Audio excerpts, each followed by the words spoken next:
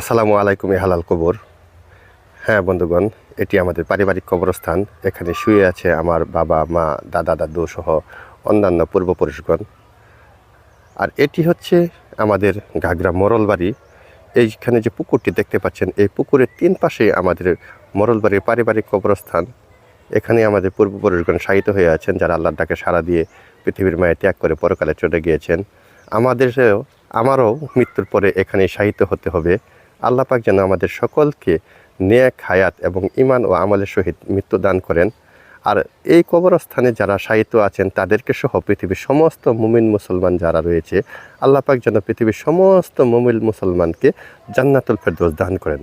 আমরা আজ শুক্রবার সকলেই আমরা সমস্ত কবরবাসী আত্মীয় স্বজন সহ যারা শায়িত আছেন পৃথিবীর মায়া ত্যাগ করে পরকালে, সকলকে যেন আল্লাহ পাক জীবনের সমস্ত গুনাহ খাতাগুলি মাফ করে দিয়ে